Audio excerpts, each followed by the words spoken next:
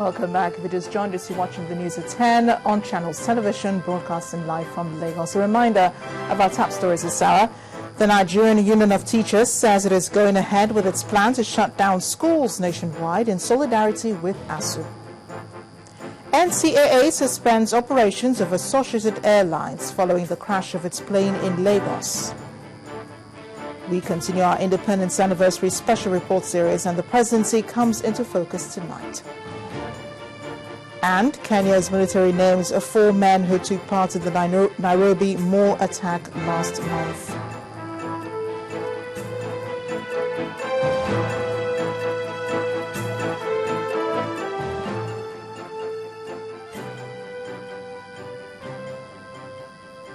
A quick reminder here that all our top stories and other programs are on our website. It's channelstv.com and on youtube.com/channelsweb.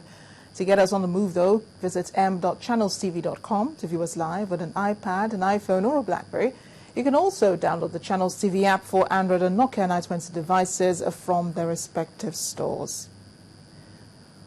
Also, to bring to your attention, you can now interact with Channels Eyewitness feature on your Android and Windows 8 platforms.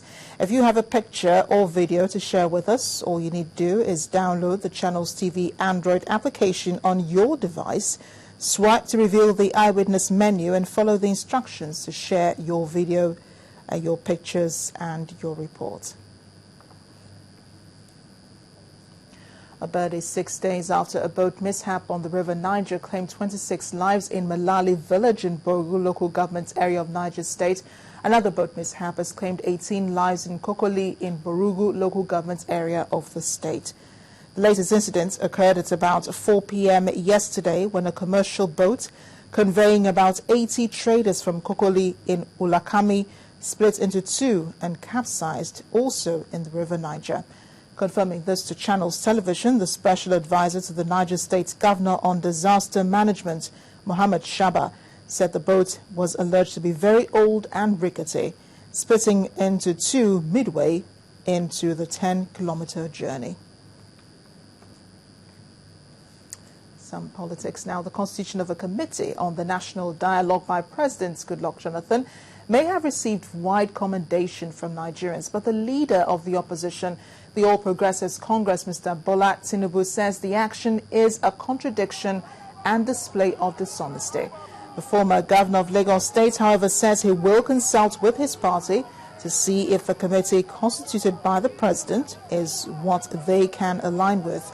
Mr. Tinubu said this on his arrival at the Murtala Mohammed International Airport in Lagos, having spent several weeks abroad for medical attention. Let us first of all ask a series of questions. I'm yet to address and consult with my party, but I see a contradiction here. I will discuss with my party. I see a diversion here. I will discuss with my party. I see deception here. I will discuss with my party. I see lack of honesty and integrity here. I will discuss with my party. I see a bait of a sinking ship and that need no raft any longer. Allow it to sink. Build a new life. Move the nation forward. But if my party says yes, let us look at the agenda and develop our own agenda. APC leader Bola Tinubu. Now, in the First Republic, Nigeria practiced parliamentary system of government, so shortly after the country dropped the system and embraced the presidential system. Today, many say the presidential system is very expensive and has not met the yearnings of Nigerians. In continuation of our special report on the occasion of Nigeria's 53rd independence, our State House correspondent Chukwuma Nekwusi looks at how the presidency has fared in the effort to improve the lives of Nigerians. At independence in 1960, Dr. Nnamdi Azikiwe was president, while Sir Abubakar Tafawa Balewa was prime minister. Their tenure was short-lived. The military struck just before they could lay a solid foundation for democracy to thrive. Alhaji Shehu Shagari, the second Republic president, changed from parliamentary to presidential system of government, a system that has been criticized by Nigerians in many quarters. It's not a matter of the system. After all, people that were copying the system from, they are living well, they are doing well in their country. It is the same Nigerians that call for the ditching of the parliamentary system of government. It is the same Nigerians that clamored for a presidential system of government. What is the guarantee that if we go back to the parliamentary system in a short while, they won't say let's return to the presidential system of government? The important thing is that we must develop the proper ethic for our democracy to move on. And democracy continued to move on despite military interventions. In 1999, Chief Olusegun Obasanjo appeared on the scene as a civilian president. He was able to transform the battered image of the country by the military. He will be remembered for the telecommunications revolution. 2007, Umaru Musa Yar'Adua came on board with a 7-point agenda. But his death led those lofty plans to rest. In 2011, President Goodluck Jonathan came in with the transformation agenda anchored on programs, policies and projects in key sectors. It is said to be the first of its kind in the history of Nigeria. If you are looking for an explanation of what has been done specifically by this administration, all of that is documented here. The first time in Nigerian history that any president will come forward and say, this is what I promised, because you talked about promise. And this is what I have been able to achieve. Look at this document, sector by sector, and assess me on the basis of it. Many Nigerians still have issues with what the government is doing with proceeds from the subsidy payments in spite of various explanations by the administration. In terms of creation of employment, we've also tried to support what the private sector is doing by having something like the Community Services Program, which has so far created about 178,000 jobs.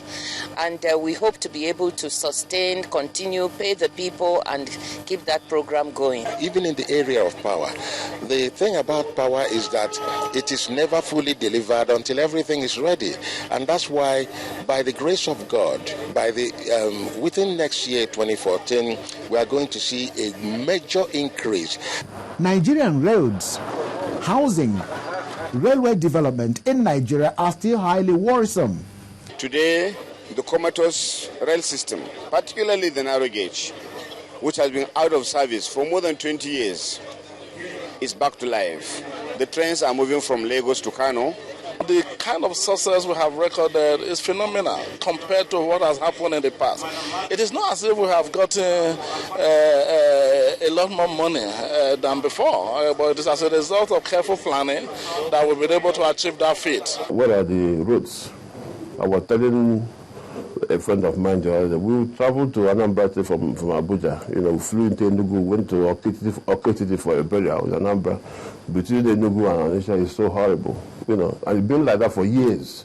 And for those who still wonder if the country can ever get back to the era when agriculture was the mainstay of the economy, I think Nigeria will exceed those days when we had agriculture, because today we're looking at agriculture very differently, even from those days when we had agriculture playing a big role. I'm going to add 20 million metric tons of food to our domestic food supply by 2015, create 3.5 million jobs through all the agricultural value chains. It may not have been all rosy in the past 53 years, but concerned Nigerians say all hope is not lost. For many, the focus now should be how to support the present administration to deliver on its promises to the Nigerian people. Chukwuma Onwekuse, Channels Television News. Well, we're going to take this discussion further. Joining me to discuss the presidency tonight is Mr. Ifeanyi Obakanwa, a public affairs analyst who joins us from our studios in Abuja. Mr. Obakanwa, thank you so much for joining us on the news at 10. Thank you, Amarachi. Now, how successful has the presidential system been in Nigeria compared to the experience of the U.S. from where it was copied?